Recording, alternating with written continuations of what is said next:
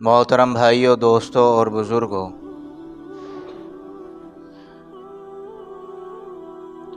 آج شعبان کا آخری جمعہ ہے۔ جو رمضان سے پہلے مہینہ ہوتا ہے اس کا نام شعبان، اور آج شعبان کا آخری جمعہ ہے۔ اگلا جمعہ جو آنا ہے وہ رمضان کے مبارک مہینے میں آئے گا۔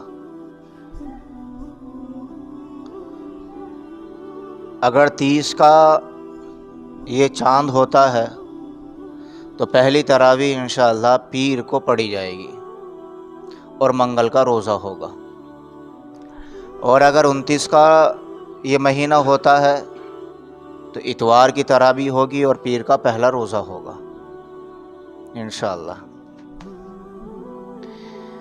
گزشتہ جمعے کو آپ حضرات کے سامنے یہ بتایا گیا تھا کہ یہ مہینہ اللہ تبارک و تعالیٰ نے سارے مہینوں سے زیادہ بابرکت بنایا ہے۔ اب اس میں غور کرنے والی بات یہ ہے کہ سال میں 12 مہینے ہوتے ہیں اور ہر مہینے میں 30 دن ہوتے ہیں۔ اس مہینے کو اگر چھوڑ دیا جائے تو باقی مہینے میں وہی دن ہوتے ہیں، وہی رات ہوتی ہیں جو اس مہینے میں ہوتی ہیں، وہی نمازیں ہوتی ہیں جو اس مہینے میں ہوتی ہیں۔ کوئی زیادہ بڑا فرق ہمیں نظر نہیں آتا ہے، لیکن اس وقت بہت بڑا فرق ہو جاتا ہے کہ جب اللہ تبارک و تعالیٰ کے بھی بیان آ جائے اور جناب محمد رسول اللہ صلی اللہ علیہ وسلم کا بھی بیان آ جائے کہ اللہ جس کو کہہ دے یہ بڑا ہے تو پھر اس سے بڑا اور کون ہو سکتا ہے، یا رسول اللہ صلی اللہ علیہ وسلم جس کو بڑا کہتے ہیں پھر اس سے بڑا کون ہو سکتا ہے۔ اللہ تبارک و تعالیٰ نے بھی اس مہینے کی اہمیت کو قرآن میں بیان کیا، اور حضور صلی اللہ علیہ وسلم نے بھی اس مہینے کی اہمیت کو بیان فرمایا۔ اور اس مہینے میں جو روزے رکھے جاتے ہیں ان کا مقصد اللہ تبارک و تعالیٰ نے قرآن میں بیان فرما دیا کہ بھئی ختم سحری سے لے کر کے مغرب تک ہر روزے دار کھانا پینا، بیوی کے پاس جانا، ان 3 کاموں سے رکنا ضروری ہوتا ہے۔ تو اب سوال یہ پیدا ہوتا ہے کہ جب ہم روزہ رکھتے ہیں تو ہمیں ملے گا کیا؟ کیوں اللہ تبارک و تعالیٰ ہم سے روزہ رکھوا رہا ہے؟ 1 2 نہیں، 10 5 نہیں، بلکہ پورا 1 مہینے کی روزے رکھوا رہا ہے۔ تو اب اللہ تبارک و تعالیٰ نے قرآن میں اس کا جواب دیا ہے کہ دیکھو، تم بھوکے رہو یا پیاسے رہو، کھاتے رہو یا نہ کھاؤ، اللہ کو یا رسول اللہ کو کچھ ملتا ہے اس میں؟ یا ان ہستیوں کا کوئی فائدہ ہے؟ کوئی فائدہ نہیں ہے۔ پوری دنیا اگر اللہ تبارک و تعالیٰ کی نافرمانی پہ آ جائے تو اللہ کا یا پھر حضور صلی اللہ علیہ وسلم کا کچھ ہم بگاڑ سکتے ہیں؟ یا آپ کے اوپر کوئی فرق آ سکتا ہے؟ اور اگر پوری دنیا قیامت تک سارے کے سارے فرمانبردار بن جائیں اور قیامت تک ہر انسان کا سر سجدے میں پڑا رہے اور سجدے کرتے کرتے کرتے کرتے گھٹنوں میں بھی ٹھیٹے پڑ جائیں اور پیشانی پر بھی کالا نشان پڑ جائے، تو اللہ تبارک و تعالیٰ کی خدائی میں کوئی فرق آنے والا ہے؟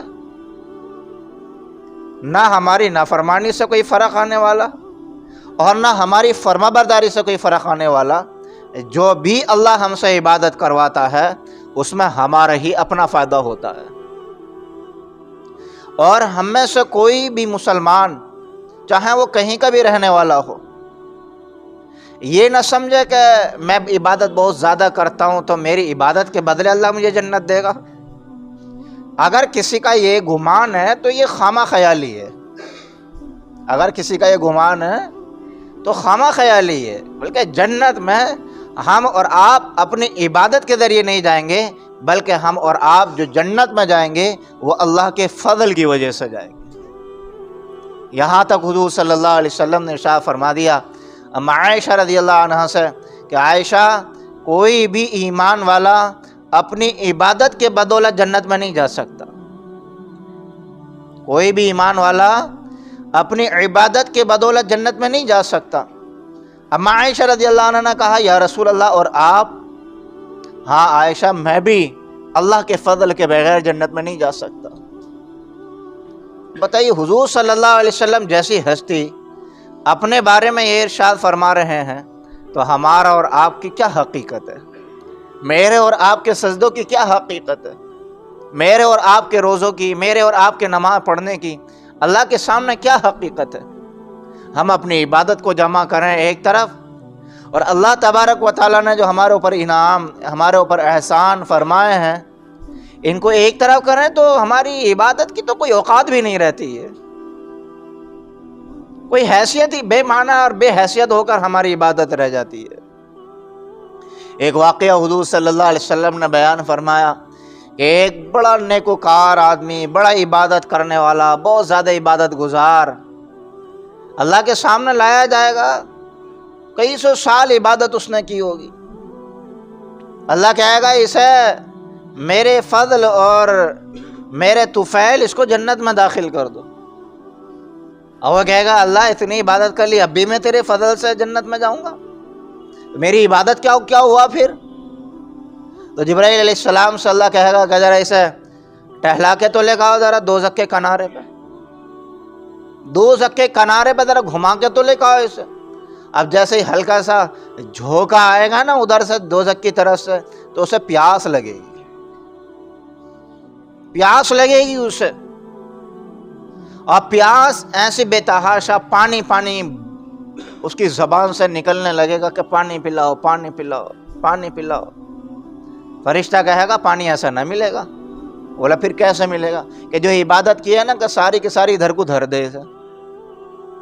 ایک گلاس پانی کے بدلے ساری کی ساری عبادت ادھر کو ٹرانسفر کر دے کہ ٹھیک ہے میں دیتا ہوں. ایک گلاس پانی پیا، جب دیکھا تو عبادت ختم. اب اللہ کے پاس لایا گیا تو اللہ نے کہا اب بتا کس کے ذریعے جنت میں جائے گا؟ تو اب کہ اللہ اب تو میں تیرے فضل سے ہی جنت میں جاؤں. تو ہم میں سے ہر ایک کی یہی کہانی ہے. ایک بہت بڑے عقل مند گزرے ہیں حضرت بہلول دانا رحمۃ اللہ علیہ، نام سنا ہوگا آپ نے. ہارون رشید کے زمانے میں لوگ انہیں باولا سمجھتے تھے، پاگل سمجھتے تھے، مجنون دیوانہ کہ الٹے سیدھے کپڑے پہنے ہوئے ہیں، مالداروں میں بیٹھتے نہیں ہیں، عہدے داروں سے بھی دور بھاگتے ہیں، بس ایسے ہی پھرتے رہتے ہیں اڑی چڑیا، کبھی وہاں بیٹھ گئے کبھی وہاں بیٹھ گئے، کوئی ٹھکانہ ہی نہیں ہے ان کا.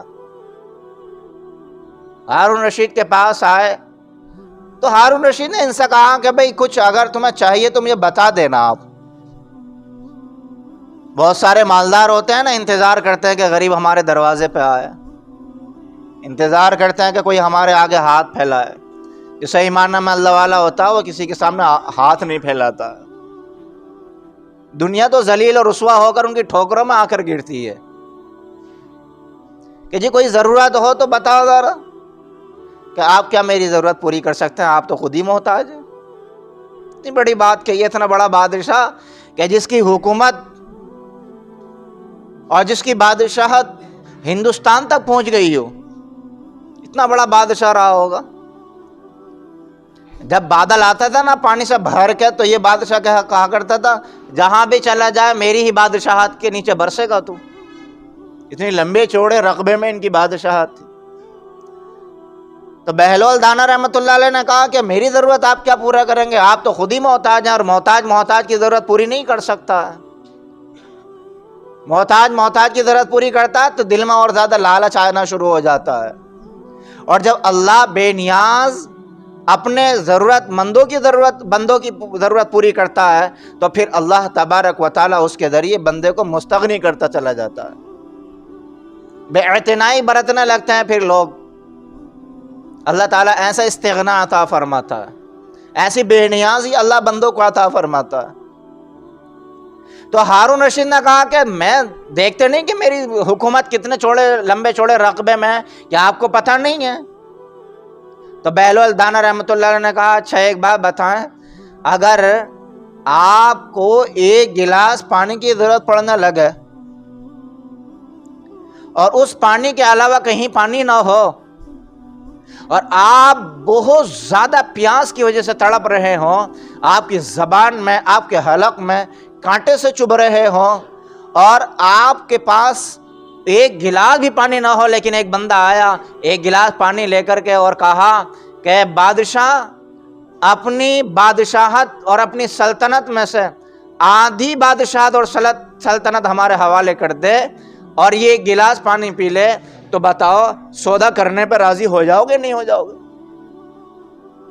کہ جی ہاں، مجھے تو اپنی جان بچانی ہے، آدھی بادشاہت دے دوں گا میں تو۔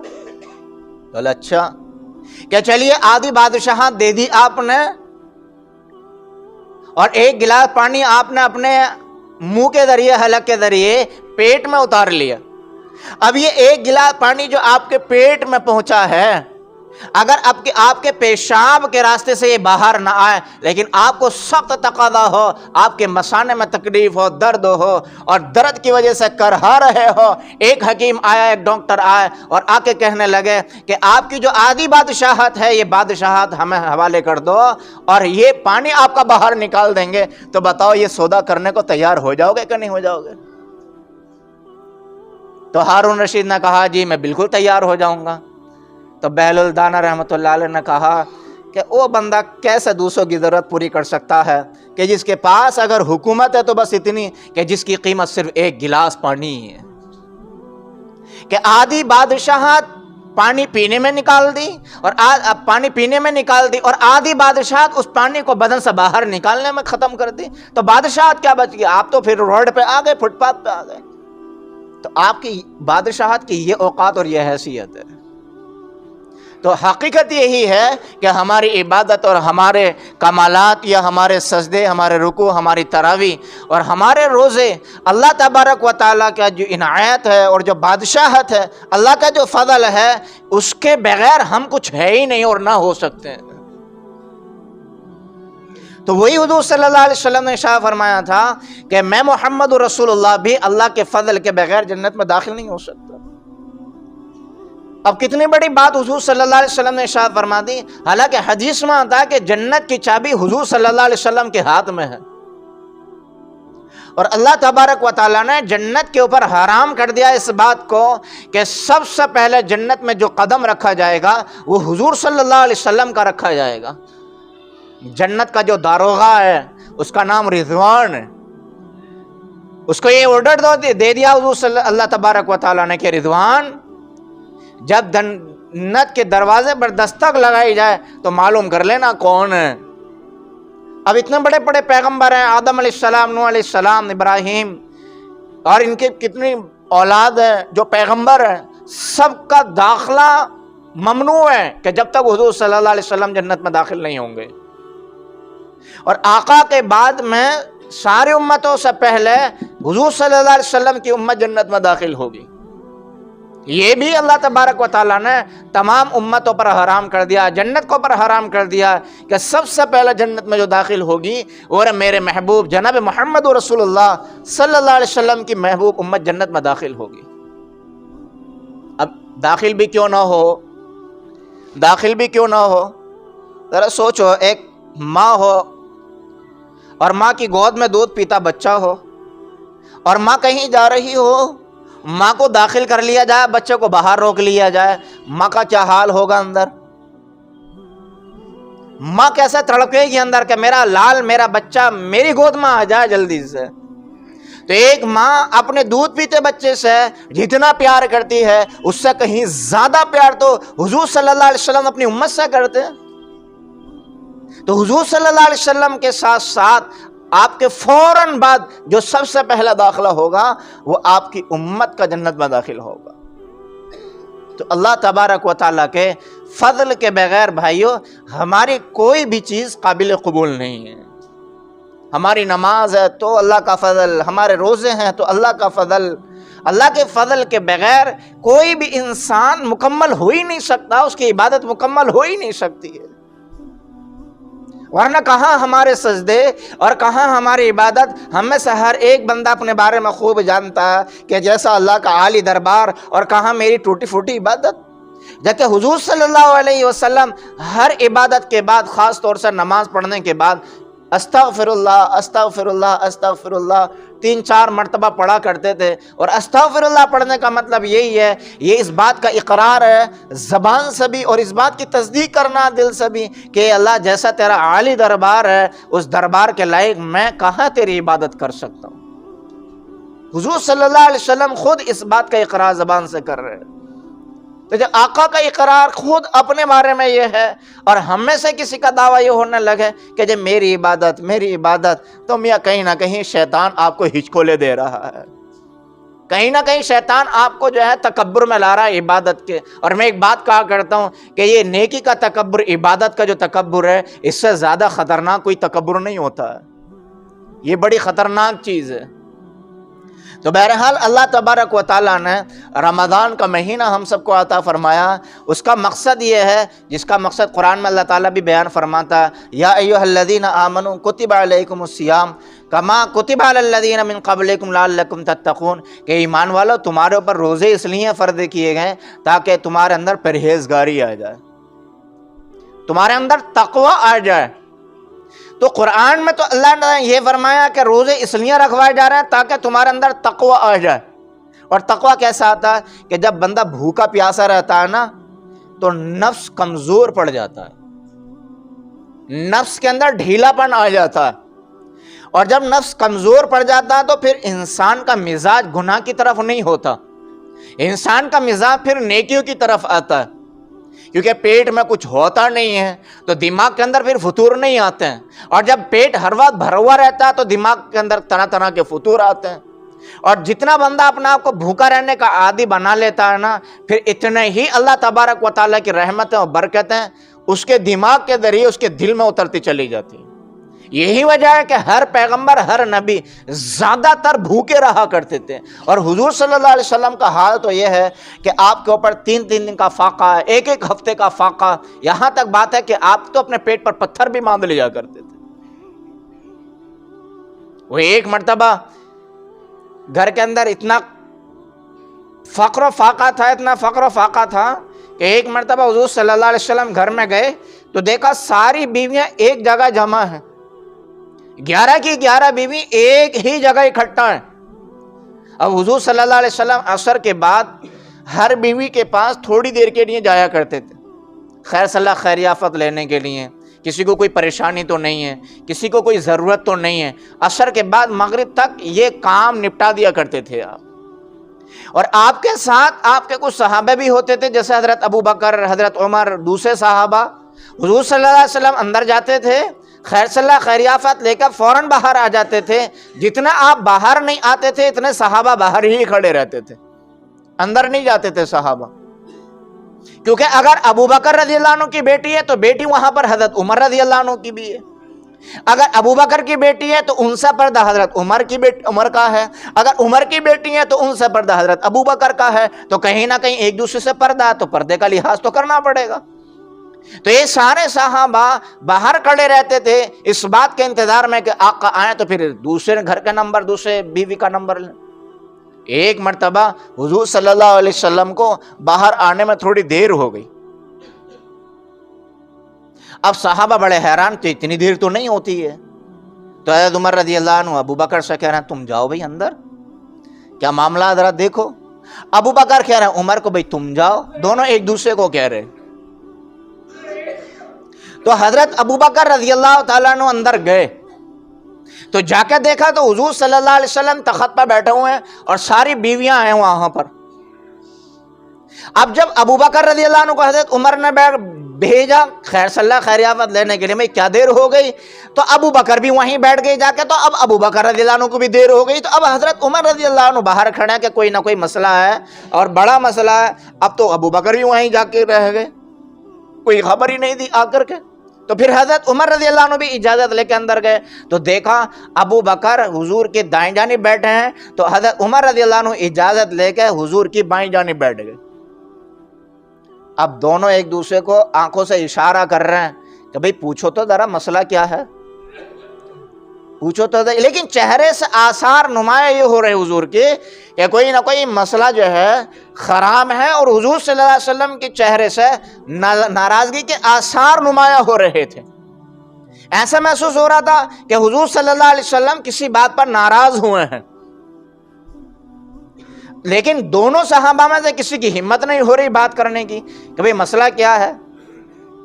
تو حضرت عمر رضی اللہ عنہ فرماتے ہیں کہ جب حضور صلی اللہ علیہ وسلم ناراض ہوتے تھے نا تو میں کوئی چٹکلا سناتا تھا، کوئی میں لطیفہ سناتا تھا، کوئی ایسی بات سناتا تھا جو حقیقت بھی ہو اور ہنسی بھی آ جائے۔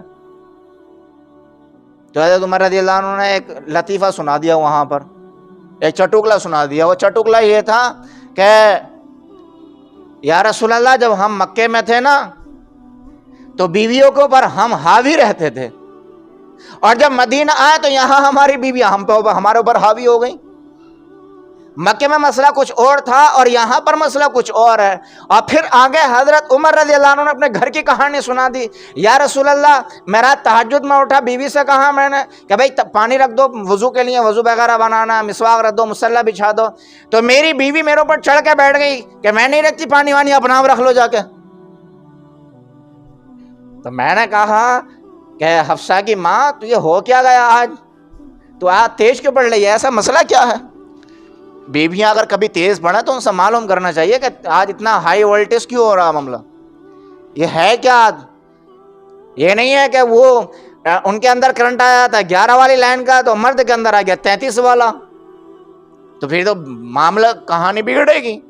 تو پوچھنا چاہیے کم سے کم کہ بھائی مسئلہ آج گرما گرمی کیوں ہو رہی ہے، کیا مسئلہ ہے؟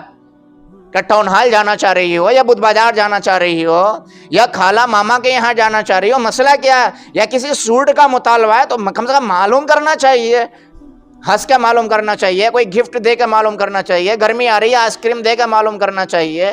بہت سارے اپائے ہو سکتے ہیں، بہت ساری سچویشن ہو سکتی ہیں، بہت ساری صورتحال ہو سکتی ہیں۔ ہر مرد اپنی بیوی کے بارے میں جانتا ہے کہ اسے کیا چیز پسند ہے، جو چیز زیادہ پسند ہے وہ اس کے ہاتھ میں تھما دو، تو پھر وہ بتائے گی کہ مسئلہ کیا ہے۔ تو حضرت عمر رضی اللہ عنہ نے وہی پوچھا کہ مسئلہ کیا ہے، بتا تو صحیح خاتون۔ تو حضرت عمر رضی اللہ عنہ کی بیوی نے فرمایا کہ ہمارا خرچہ بڑھاؤ، خرچہ بہت دن ہو گئے تنگی میں وقت گزارتے ہوئے۔ یہ بات حضرت عمر رضی اللہ تعالیٰ عنہ نے وہیں بیٹھ کے کہی تو حضور صلی اللہ علیہ وسلم کے چہرے پہ ذرا سی ہنسی آئی۔ تو حضور صلی اللہ علیہ وسلم نے فرمایا عمر، یہ ساری کی ساری جو بیٹھی ہیں، یہ جو پروٹیسٹ کر رہی ہیں، پردیشن کر رہی ہیں یہاں پر بیٹھ کے، ان کا بھی یہی کہنا، ساری کی ساری جو کہہ رہی ہے ہمارا خرچہ بڑھاؤ، یہ بھی یہیں بیٹھی ہیں۔ تو حضرت ابو بکر کی بیٹی بھی تھی حضرت عائشہ، عمر کی بیٹی بھی تھی حضرت حفصہ، تو دونوں اٹھے اور حضرت ابو بکر نے اپنی بیٹی کو پر ہلکی سی تنبیہ کی کہ عائشہ، میں نے منع نہیں کیا تھا کہ حضور سے کبھی دنیا نہیں مانگنا۔ پھر حضرت عمر نے بھی اپنی بیٹی کو دھمکایا کہ بیٹی، میں نے منع نہیں کیا تھا کہ حضور سے کبھی جو ہے آپ مطالبہ کسی چیز کا نہیں کرنا۔ پھر حضور صلی اللہ علیہ وسلم نے ارشاد فرمایا کہ چلو چلو کوئی بات نہیں ہے، عورتیں نازک ان کا دماغ ہوتا ہے، چلو کوئی نہیں ہے، اللہ نے معاف کیا، میں نے معاف کیا، لیکن ایک بات یاد رکھ لینا، یہ جو فاقے ہوتے ہیں یہ نبی کے گھر کے مہمان ہوتے ہیں۔ حضور صلی اللہ علیہ وسلم یہ بات ارشاد فرمائیں کہ یہ فاقے جو ہوتے ہیں، یہ تنگ دستی جو ہوتی ہیں، یہ نبی کے گھرانے کے مہمان ہوتے ہیں، اور میرے گھر میں جب سے فاقے ہو رہے ہیں، آج تم ان میرے مہمان کو اور میرے گھر کے فاقوں کو تم ختم کرنا چاہ رہی ہو۔ تو یہ سارا مدعا جو تھا یہ اس ساری چیز کو لے کر کے تھا۔ تو یہ واقعہ کہاں سے آیا صاحب؟ ہے جی،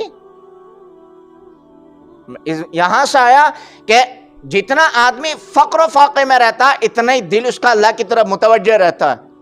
حضور صلی اللہ علیہ وسلم نے شاید فرمایا ہم 3 چاند دیکھ لیا کر لیتے تھے اور ہمارے گھر میں چولہا تک نہیں جلتا تھا۔ عائشہ رضی اللہ عنہا فرماتی ہیں اپنے بیٹے عروہ سے کہ بیٹا ہم 3 چاند دیکھ لیا کرتے تھے، ہمارے چولہے میں گھاس جم جایا کرتی تھی اور ہمارے گھروں میں کھانے کو کچھ نہیں ہوتا تھا۔